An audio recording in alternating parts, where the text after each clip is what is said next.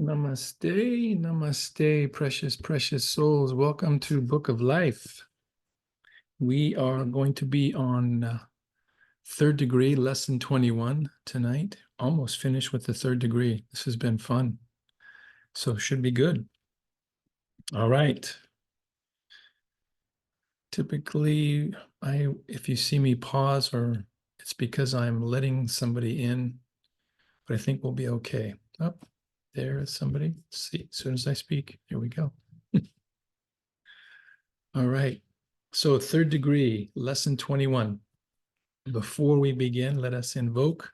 So we are pulling in lots and lots of their energy. Go ahead and just place the tip of the tongue on the palate. Be in a nice receptive pose, palms facing up.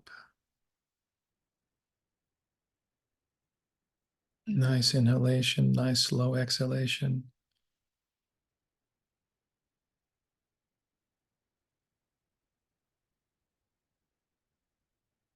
Cut, cut, cut, cut, cut, cut. We release all unauthorized connections, all unwanted cords. To the causal logos, the creator of all that is, the great architect of the universe, to the Heavenly Father and Heavenly Mother, to all the great ones, our spiritual teachers, to Holy Master Choa, to Buddha Padmasambhava, to the Circle of Seven, to Robert, to Earlyne Chaney, to Master Astara, Lord Kuthumi, the Lord Rama, the Lord Zoser, to the Astarian hierarchy,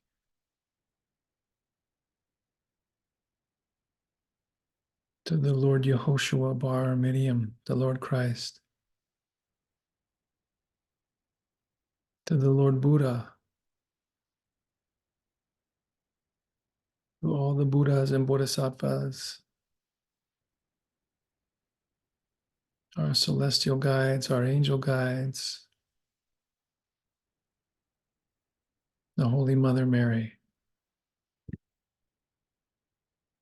to Sanat Kumara, the Ancient of Days, the Lord of the World, the Solar Logos, Lord Amen Ra, to the Universal Logos, the Central Spiritual Sun, the one about whom not may be said. We humbly invoke for your divine blessings. May we be a channel through which thy holy ones approach the world. May we be a center for the radiation of thy power. Teach us to travel light, that we may better gain the heights and break the bonds that bind. Teach us to give ourselves entirely to thy service, to attune ourselves to thy will, and teach us to lay down the small personal life for the greater cosmic life and to love with the love of God. Om Tat Sat Om. We are one with the great consciousness, which is God.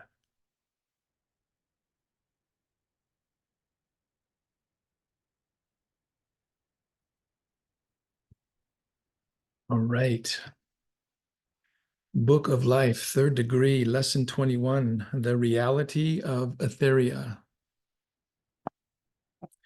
There are three discoveries that most astonish the new Australian, and even the Astarian who has walked the upward way is in for many pleasant surprises. First is how very like Earth is this new abode. Your greatest imagination could never contain the true beauty of the mansion which awaits you and the treasures which will be heaped upon you. Joyous indeed will be your welcome, for your influence will have extended not only outward upon the earth, but upward to those in the spheres of light. Second, how very solid and substantial is your new form, so like your recently discarded physical body. But the most astonishing discovery is that human beings cannot see, hear, nor touch you. Once over there, the pilgrim resigns him or herself to the inevitable realization that he cannot alert the physical realm to awareness overnight. When he recovers somewhat from the surprise of this new home, he experiences a growing curiosity concerning this new astral body. Zoser explains that this body is spiritualized matter, actual solid substance.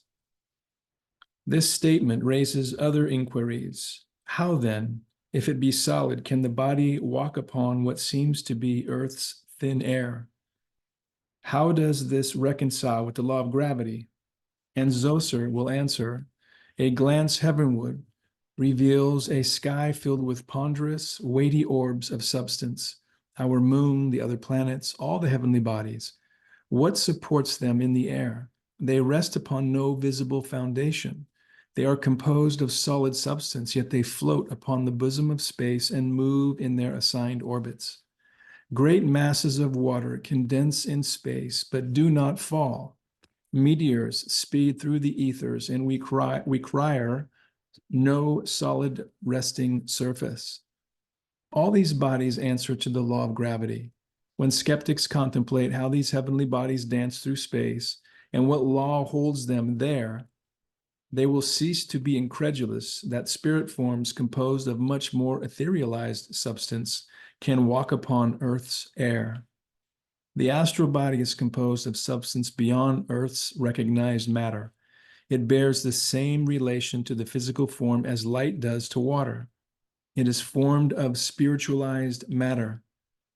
As the flower's aroma is the earth refined, its substance is subject to laws of rarity, density, and elasticity. Evolution of the astral body. Does the astral influence mineral and vegetable kingdoms? The mineral kingdom is just beginning to register the desire influence of the astral plane, while the vegetable kingdom has developed a greater capacity for absorbing and expressing the lower astral matter. Important experiments on plants have clearly indicated their response to love, and their response assumes ingenious methods of carrying out their purpose. Just witness plants with such a quality of tenacity as to break through cement in their upreaching toward the light. The animal kingdom has developed the emotional level of astral desire force to its fullest extent. Domesticated animals, those that become beloved pets, are capable of registering an unusual quality of higher astral love. The astral body passes through two distinct stages of evolution. It must first be developed as a transmitting vehicle, and it functions thus in the young soul today. Its second stage is to function as an independent body, well organized and oriented to its own plane. In spiritually evolved persons, the astral form is fully developed in every way and functions in total capacity of its senses and coordination on the astral plane when the physical form sleeps. It is actually the psychic aura surrounding one which determines the true evolutionary status of the astral body, whether one is a young soul or spiritually mature. Why is the astral aura constantly changing? Although the astral body is a fairly stabilized duplicate of the dense physical, the astral aura is in a constant state of flux, reflecting changing moods and emotional reactions to environment. When one drops the physical form at death and rises sheathed in the astral body, one is apt to appear in a body raised in glory or clothed in corruption, depending upon one's habitual emotional status. The aura of the astral form may mirror the serenity and stability momentarily expressed in the physical aura. Yet, 10 minutes later, under a sudden, powerful emotional impact of reverence and devotion, its flashing colors may far transcend the auric emanations of the physical form and assume radiant hues of a heavenly nature. The entire astral form, responding to these emotions, requires a scintillating quality of beauty. The same transcendent aura, half an hour later, reacting to an insurge of anger poorly expressed, may again change radically. Its flashing colors, losing the transparent radiance, assume the murky reds of rage. The form's qualities of beauty become contorted and in turmoil. The appearance of the aura thus readily reveals the momentary emotional status of the individual. In the young soul, the auric emotional force field extends about 12 inches from the physical form. Since this person has not yet learned how to express emotions in healthy ways, such an aura is in a constant state of change, the colors moving swiftly to form murky red patterns, blending with smoky blacks and muddy browns. During sleep, such a soul remains very near the physical form. Attached through the silver cord, he or she floats suspended in the astral in a state of either unconsciousness or dreamlike awareness. The astral form could no more function on the astral than could a newborn baby here on the physical. The astral faculties are completely unawakened, and coordination of the astral form is impossible. The mind is so involved in physical plane schemes and plots that he or she remains entirely oblivious to their astral surroundings. The average person in the aura. In the average person, the auric force field extends from 18 to 20 inches. Its lower portions reflect colors of difficult emotions, either blocked or expressed in unhealthy ways. Greed, jealousy, desire, lust, over-responsibility for others, selfishness, and all that make up this person's everyday waking conscious expressions. However, in the upper part of the auric egg, particularly around the head, will be found the soft greens, purples, blues, and golds, which denote higher aspirations. The average person is capable of experiencing the basest feelings and behaviors as well as the highest aspirations of expressing deep human love, high self-esteem, devotion to family and friends, ambition to gain the highest that earth has to offer. He or she frequently expresses Buddhic love rather than astral love. The astral aura, although still exhibiting flashing colors and vibrating energies, is considerably stabilized. So I know that nobody on this call is really having to deal with some of these lower emotions, but what we're going to do is we're going to do a little healing on these unhealthy expressions, and then we're going to invoke the positive expressions, okay? Just real quickly as an experiment. So just go ahead and just relax. Just place your palms facing up. To all those that we have invoked to, Heavenly Father, Heavenly Mother, to all our celestial guides, our angel guides, to the central spiritual sun, the one about whom not may be said, to the divine Aum emanating out in reverent devotion to the causal logos, we command, willing, decree a portion of that divine Aum be directed into all those on this call, spiritually, mentally, emotionally, etherically, releasing any and all remaining seeds, thoughts, emotions, or speech of greed, of jealousy, of desire, of lust, of over-responsibility for others, of selfishness. May these be disintegrated, resolved, externalized, released, sent to eternity, never to return again. May all those on this call express and be filled with unconditional love, high self-esteem, devotion to family and friends, and ambitions to gain the highest that earth has to offer. In their cosmic Christ or Buddhic nature. This we command and decree. Tat-tat-so, tat-tat-so, tat-tat-so. Physicalize, physicalize, physicalize.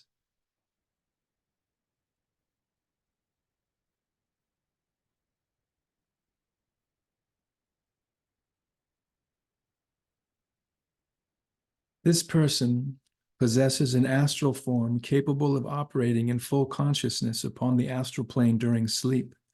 It is usually well organized, often highly developed. Although the etheric web covering the third eye does not permit the memory of astral activities, nevertheless, this person often is engaged in a complete astral life separate and apart from the physical life. The initiate has long since learned to move swiftly and easily in the fourth dimension. This aura has completely stabilized the iridescent blues, pinks, golds, violets, tinged with a blinding radiance of white light. They flow outward from like sun rays, reflecting a healthy, balanced mental and emotional force and spiritualized energies. Having become a disciple of a master, every Astarian is not only fully awake on the astral, but is usually involved in some worthy activity, even though he or she may have no waking memory of it. What builds the astral form? Molding the astral form.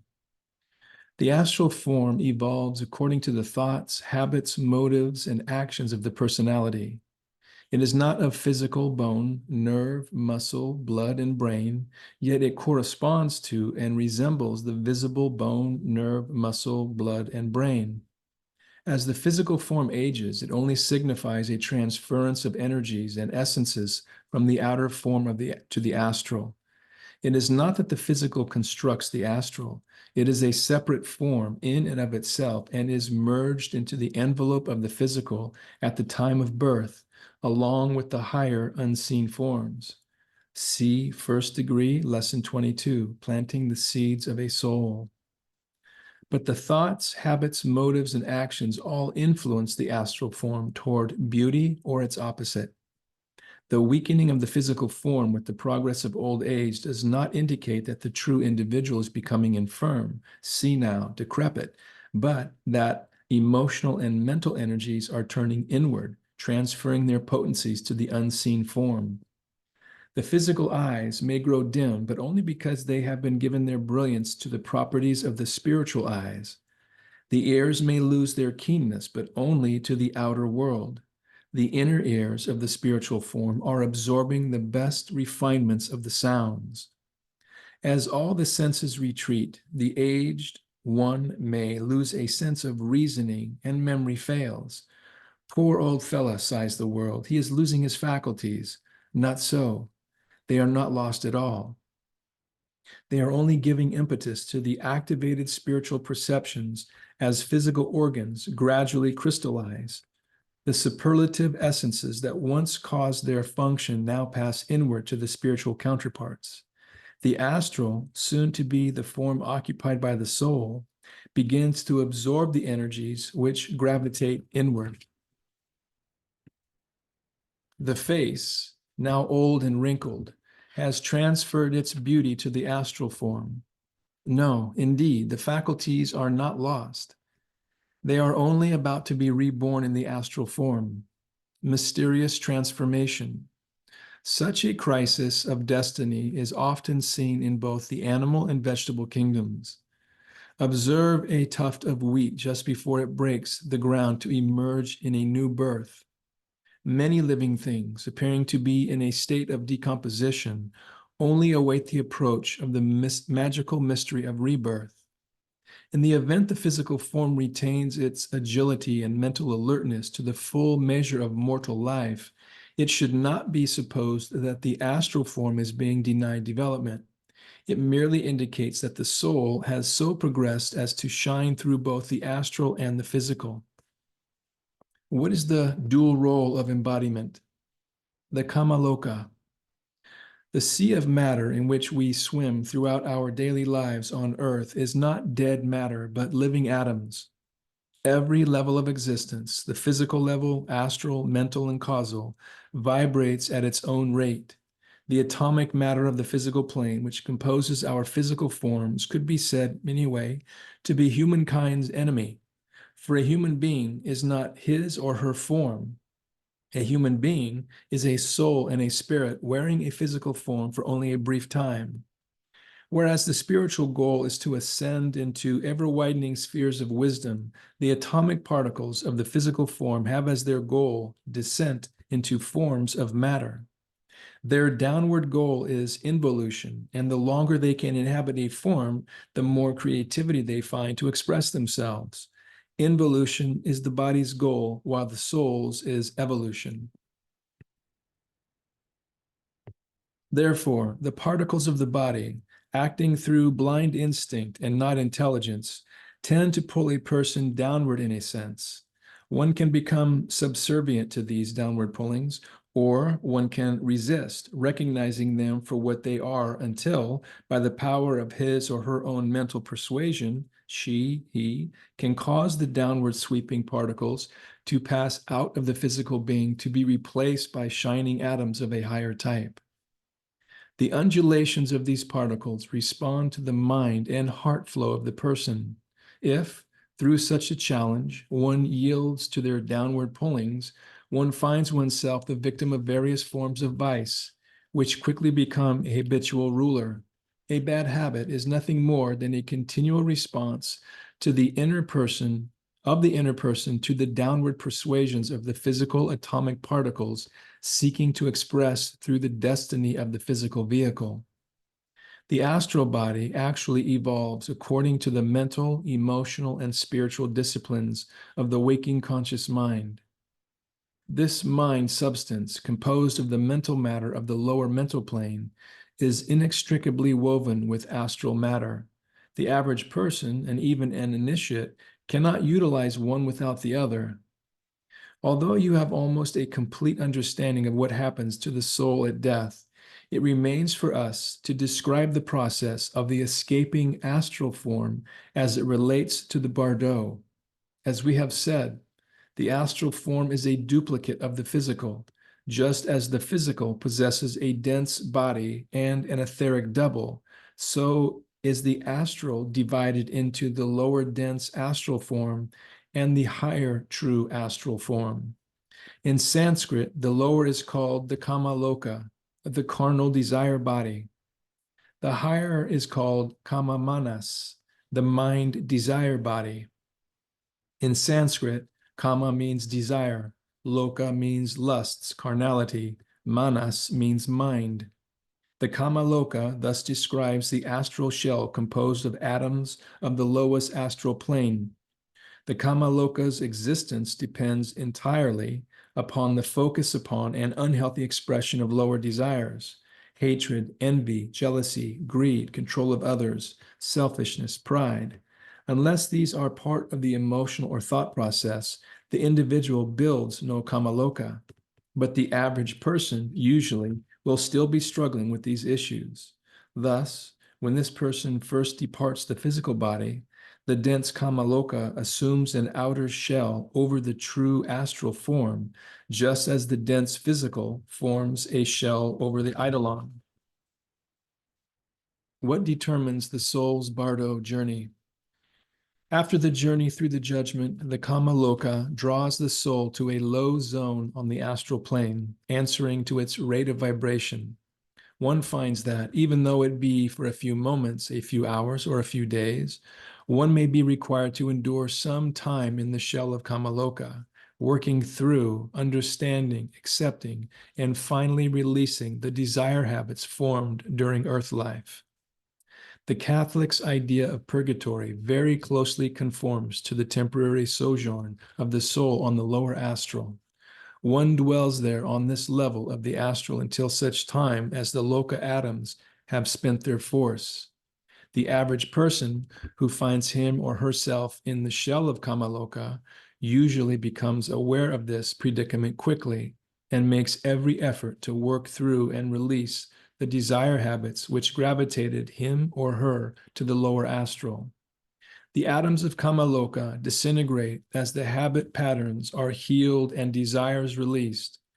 Though he or she may not have been so great a sinner, still one must purify the form.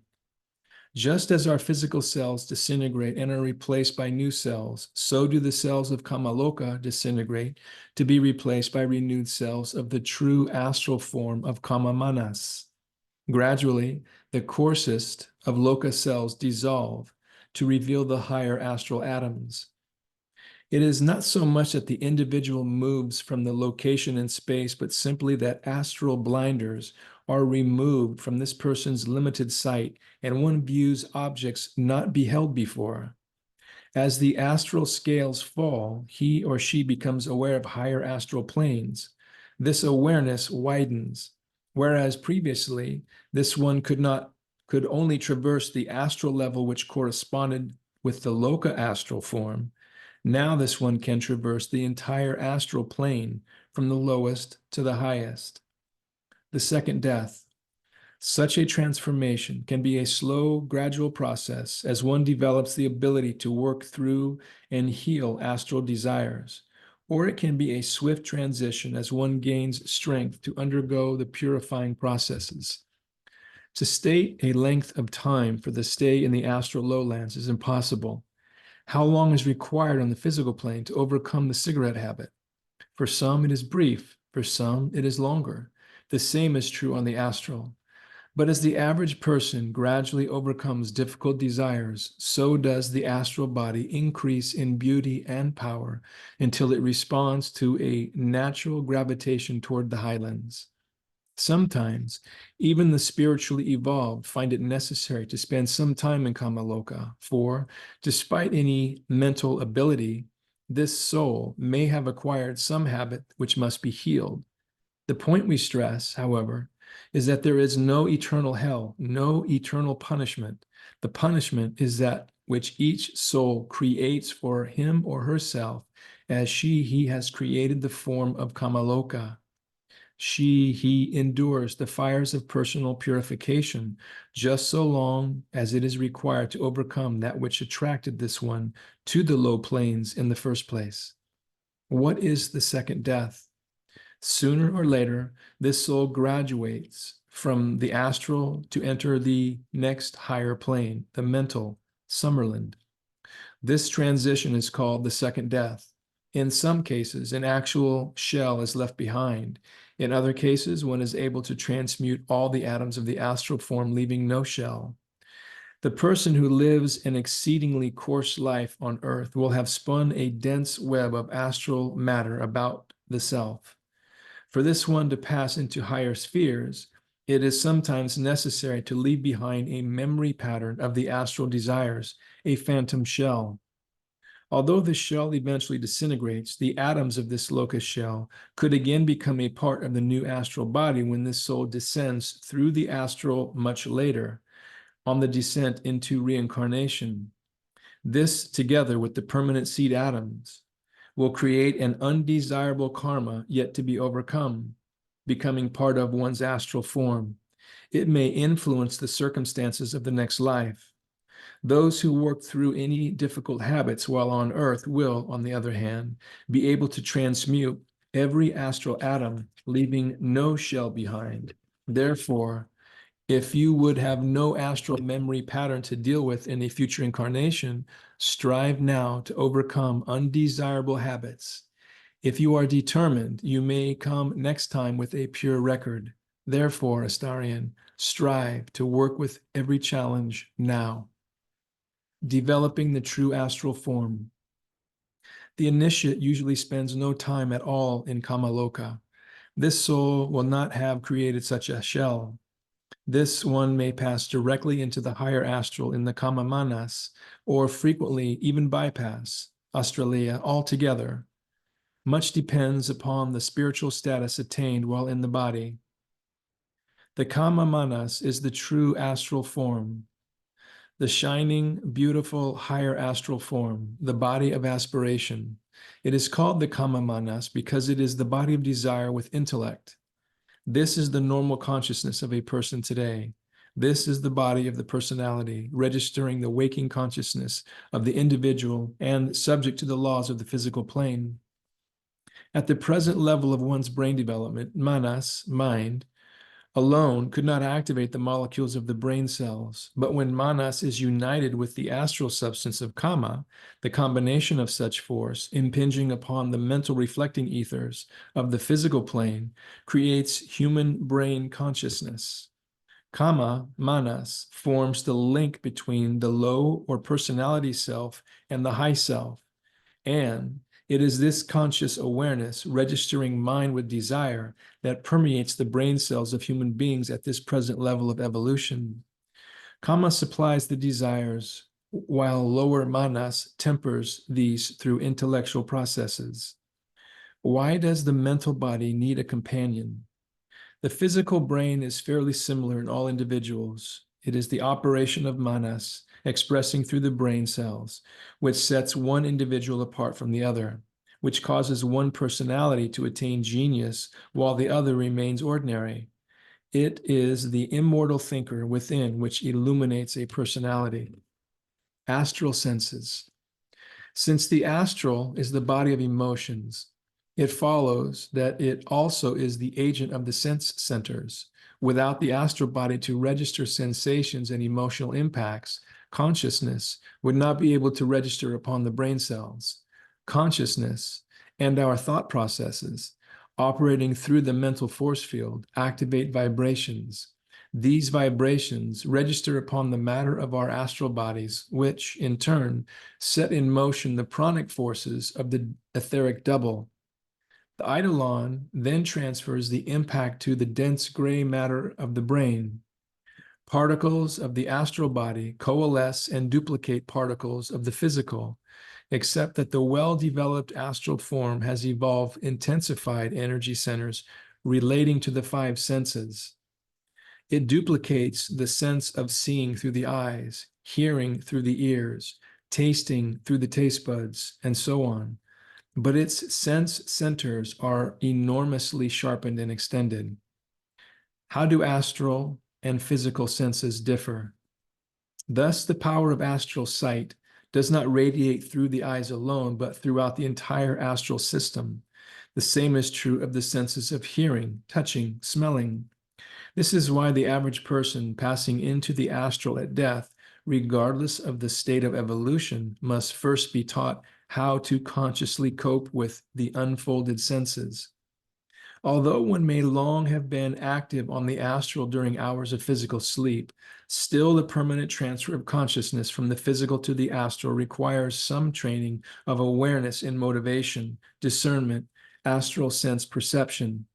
The initiate who has brought a remembrance of the astral consciousness into physical awareness does not find such training necessary.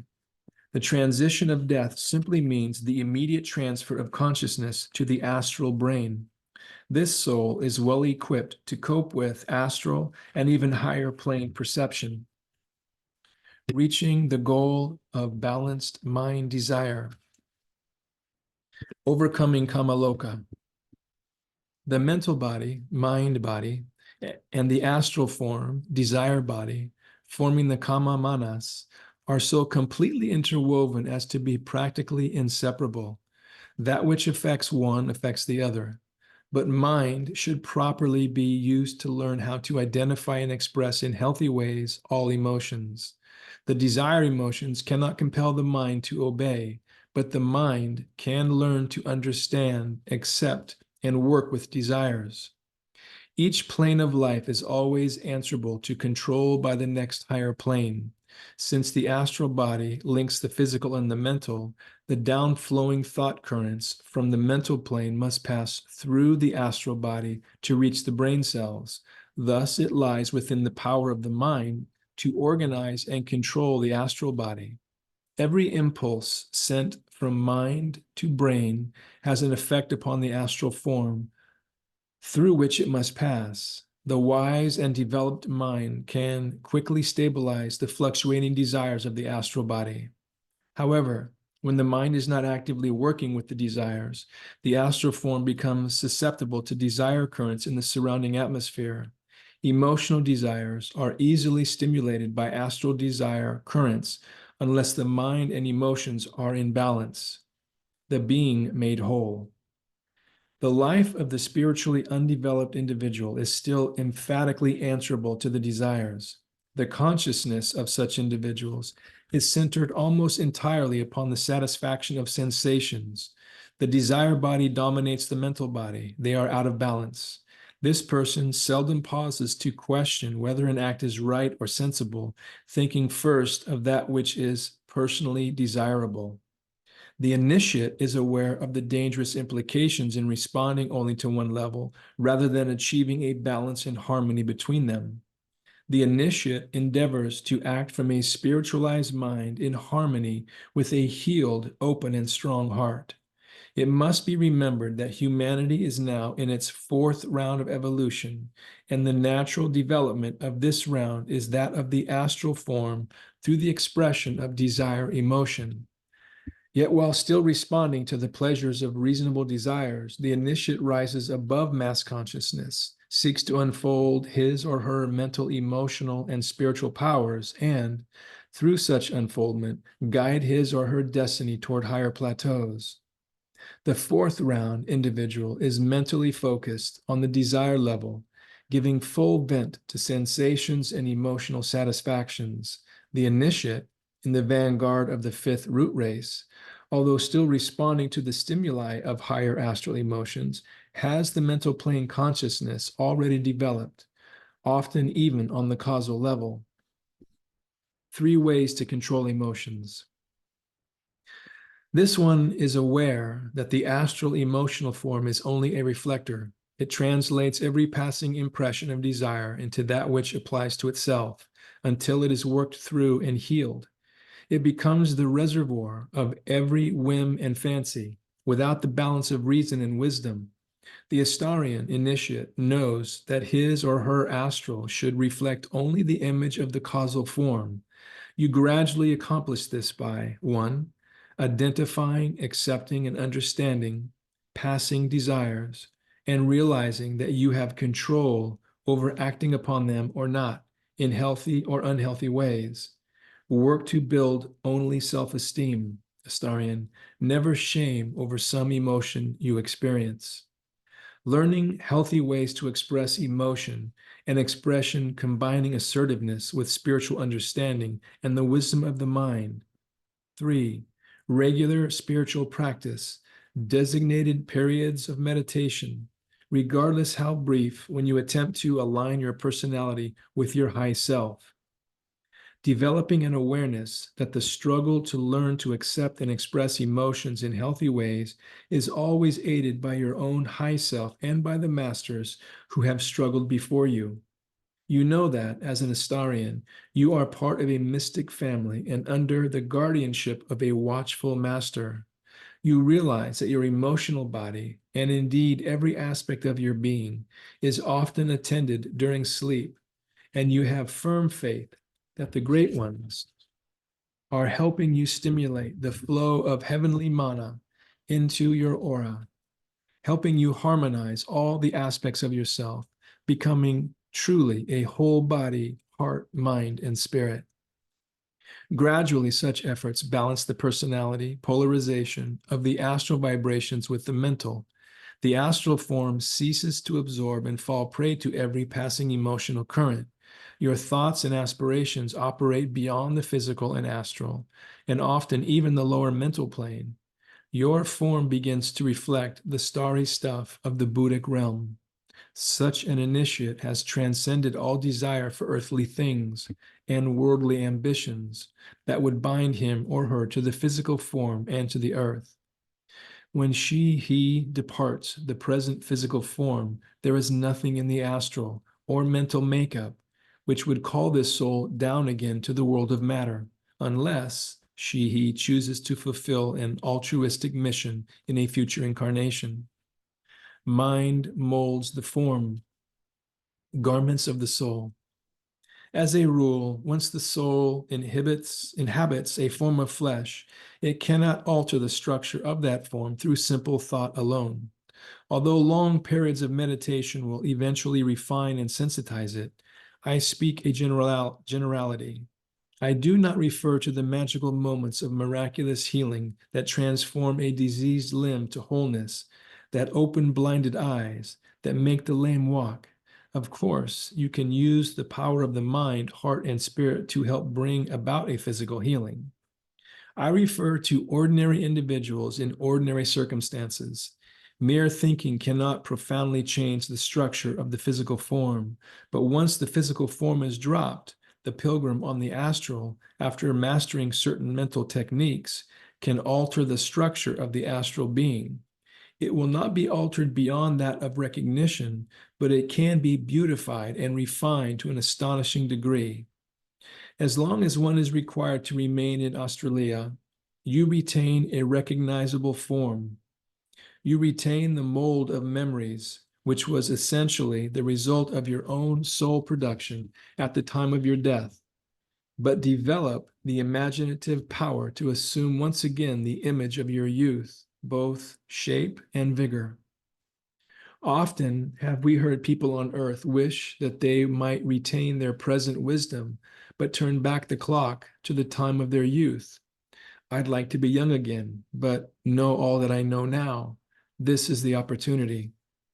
Each retains personal characteristics, talents, and innate potentials, but through the act of creative imagination, you build the atoms of your outer structure to resemble your image during youth. Though you are still the individual who is remembered, and you are governed by the memories of your past life, there comes the time, however, when the placid life of leisure grows tiresome. You long to flex your spiritual muscles. This may not occur until you have been joined by loved ones of earth. At any rate, when the time comes, you will ascend to higher planes. In these upper regions, you will be amazed to discover that through mental powers, you can alter the form you wear. Still retaining your personality characteristics, you learn how to modify your own particular outer features, even though in a limited way. You still are recognizable, but have attained a greater beauty, a striking transformation in radiance, in color, in feature. You also find yourself mentally able to create garments of incredible beauty and radiance. You discover the tremendous potentialities of your own mind and your own creative capabilities, conforming to astral laws. Frequently, we human beings are apt to think of our departed as having become all-wise. We should resist such thinking, else we may be terribly disappointed when we meet again. Often one does not mentally change rapidly to the other side or on the other side. If the mind was filled with thoughts and desires of only material pleasures, the same type of thoughts and desires are likely to remain. Others who found greater pleasure in spiritual endeavors will be drawn toward the highlands, and though their thoughts may keep them further from earth as a locality, they will also enable these enlightened ones to be more powerful aids to those still on earth. How are our mental atoms our form makers? One of the first lessons learned is that mental attitudes immediately influence one's form and its emanations. Another quickly learned lesson is that spirit forms can and do pass through Earth's solid substances. Organic matter has no effect upon inorganic spirit. The spirit form cannot be disintegrated. The essence, which constitutes the spiritual form, being far more ethereal than our solid substance, can pass at will through the walls of a room, regardless of what they are constructed. Matter offers no impediment to the ethereal form of spirit, but lack of knowledge or volition is an impediment. A spirit may be prevented from entering a room not by walls, nor metals, nor solid substance, but by doubt, resistance, or unwillingness. To believe that one cannot may prevent a spirit from doing so. How are fallacies of life on earth lost in astral life? Once the pilgrim becomes aware that matter is not an obstruction and entertains an earnest desire to be in the presence of certain persons, he or she quickly discovers that willful desire is stronger than any organic obstruction. Spirit forms respond to mental force. Therefore, the relationship of a disembodied soul to all physical substances is the relation of a positive power to a negative power. The negative can in no way obstruct the passage of positive spiritual essence from one point to another. This is an extremely difficult lesson to learn. As long as the pilgrim is convinced that he or she cannot walk through a physical wall, such a feat actually is impossible. He must learn that bodies of water on the physical plane can no longer drown nor affect him or her in any way. Most difficult of all, one must learn that one's astral form can penetrate flames on the physical level without being affected. It occasionally requires years to be thus liberated on the astral. Such complete freedom usually does not quickly come to the average person. It comes quickly only to the initiate and master. One of the most formidable lessons the pilgrim learns is that there is no longer any need to fear others. What a strange thing to say. We on earth would be appalled if we stopped to consider how very much we fear others. Only on the very lowest astral planes do persons attempt violence against each other. One of the first lessons learned is that the body of the other world is not subject to the abuses that we heap upon our fellow beings on earth. Also, as one progresses higher into the light, such thoughts never enter one's thinking. So accustomed does one become to freedom from any kind of physical violence. Astral substance. Even though we keep saying, and Zoser keeps telling us, that the astral world and the astral form are much like that of Earth, still there is a subtle and obvious difference. There must be, else we could behold that inner world and its inhabitants with our physical eyes. Australia is constructed of entirely different substance, as solid and real to its residents as is ours to us. The substance of astral bodies and their natural objects is so ethereal that our outer consciousness cannot become aware of it. This substance will one day be understood by scientists, and the two worlds brought closer together. Even the new arrival in the other world cannot help being aware that although the body seems the same as that which he or she left, it is no longer old or infirm or in ill health. It has no arthritic joints, nor headaches, nor sick stomach, blood pressure, diabetes, weak heart. It resembles the old body, yet it is light and seemingly elastic, its substance tenuous and refined. It responds to every movement with a tremendous energy, which, in the beginning, makes one even seem clumsy. Just as the human being's dense form contained all 7 gradations of physical plane matter, so does the astral form contain the 7 composites of the astral world. But the elements which compose it never become deranged, nor diseased, never out of harmony. They are not alterable by accident nor atmospheric causes. To repeat, many find it difficult to grasp that the spirit form is substance.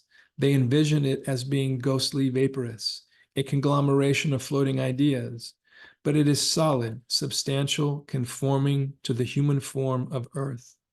It is insensible to such physical plane stimuli as pain, cold, heat, fire, water, or the elements as we know them here. Everything in God's universe is substance, a materiality.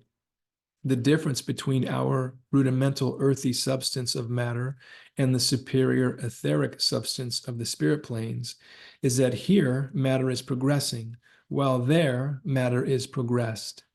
The spirit form is to the physical form what the flower is to the bulb.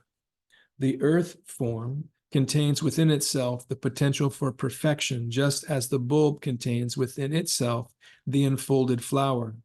But, like the bulb, the soul must be planted in matter, must face the tests and challenges of matter in order to attain the fulfilled blossoming. Humankind knows too little of the principles enshrined in matter. Contemplation of the earth itself reveals many mysteries. Mariners know quite well that even though the tempests beat in raging storms on the surface of the vast oceans, deep in the waters all is tranquil, peaceful. Astronomers who scan the heavens know that beyond a certain height in our atmosphere, there are no more storms. All is calm, all is still. It is only in the middle ground where the fierce battles of the elements are fought. Here, conflicting energies shake the earth and tremble through the lower planes. What mysteries will we find in the lower calm, peaceful depths of the ocean someday? And what glories may we find in the ethereal space high above the clouds, where all is silent and without commotion? The sun that shines upon our earth with such glorious splendor, distributing warmth and making fertile the soil, exerts no obvious influence in those regions of the upper spheres In the outer spaces, from 15 to 20 miles above Earth, the astronaut finds utter darkness.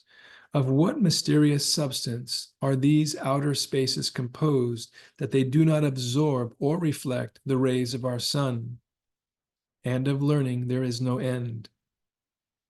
Where our world is lighted by our material sun, the astral is lighted by our sun's spiritual counterpart, whose rays differ vastly from ours. We call this astral sun the orthic sun. Orthic is a Greek word meaning true. We refer to the light of this sun as the orthic light. Humankind must examine the laws of reality and discover that matter contains within its heart all powers and all forms. When matter is attenuated, it expresses force. When organized, it is reduced to form. We have said that matter is condensed or crystallized spirit. Perhaps it would be better stated scientifically to say that matter is crystallized fire or condensed electricity. For out of cosmic electricity has proceeded all the suns, stars, planets, comets, moons, and forms of matter. It is more tenuous. In its more tenuous state, it is the force that binds all the elements of matter together. And we better understand the term electricity, whereas spirit seems so unscientific, so far away, so vague. It is the two conditions of form and force which advance matter to its ultimate point of atomic refinement. Arriving there, the atoms perfectly coalesce, become indivisible, and can no longer expand. On this law of harmony between form and force, the spiritual form retains its eternality.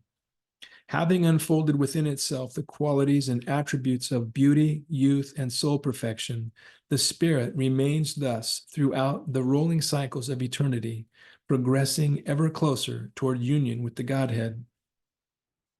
The legacy of consciousness may very well be one of the great gifts you can contribute to humankind. Not just the usual consciousness, but a special kind of enlightened consciousness. How would your enlightened consciousness help humankind? First, because as you acquire knowledge, you pass it on to others, not necessarily in direct teachings, but with clearer thinking, greater awareness, and better ability to advise others when asked. Further, think how many important lessons you give to others by the example of your life without saying a word. And in a profoundly mystical sense, as you grow, all humankind grows. So you are increasing your legacy to humankind as you broaden the scope of your consciousness through the studies ahead. In the third degree, lesson 22, the sound of the coming light describes the new body you begin to use in the next dimension to transcend time and space, and tells how your new mental perspective becomes almost like an entirely new mind. Fourth degree, lesson 1, tomorrow word, welcomes you to fourth degree studies by comparing the theological and mystical approaches to life after death.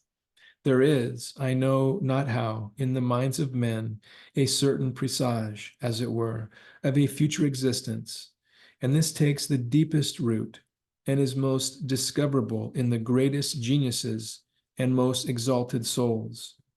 Cicero. Beautiful, beautiful, beautiful, beautiful. You know, I read this on last week, the prayer for guidance. I really like this, and I want to read it again after, and we'll do the October blessing too. But this is on that page. That's the next page is the prayer for guidance that Earlyne came up with. I love this. So just go ahead and just be open and receptive. Just go ahead and close your eyes. The prayer for guidance. Master beloved, who hath committed to us the swift and solemn trust of life, since we know not what a day may bring, but only that the hour of serving thee is always present. Teach us how to be constantly alert to the claims of thy will and the call to service. Lay to rest by the persuasion of thy Spirit our doubts and fears. consecrate with thy presence the way our feet should go, that our humblest work may radiate. Lift us above unrighteous anger and mistrust into faith sublime. May we be modest in our times of wealth, patient in the hours of our adversity, serene in our disappointments, and humble in our moments of shining achievements. In all things, draw us toward thy perfection, that all the world may see in us thy radiant reflection, and keep us ever mindful that we shine for thee. Thank you, Earlyne. Okay, so now for the October blessing. From all those that we have invoked to, Lord Rama, Lord Zoser, Lord Kuthumi, the Astarian hierarchy, transfer that plane of life down to our spiritual, mental, astral, etheric, and physical vehicles. May your thoughtfulness and generosity become a center of expanding light in the world, ever growing and expressing the cosmic powers through which all humankind will further evolve. In the daily expression of our lives, may our attunement with the infinite continuously be strengthened. From that unceasing source and into each of our activities, may there flow the higher powers and guidance that will help lead us to the accomplishment of our goals and the realization of our ideals. May this continually manifest spiritually, mentally, emotionally, etherically, physically. Tatatsu, tatatsu, tatatsu.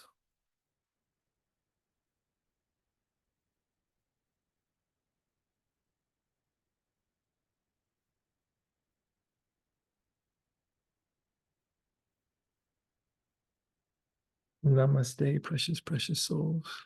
Bless you all. God bless you. God bless you. Enjoy the morning, evening, day, whatever that is for you, wherever you are. Enjoy, enjoy. And we'll see you tomorrow for the blessing of the Astara prayer petitions. Thank you so much for being here. Namaste, namaste.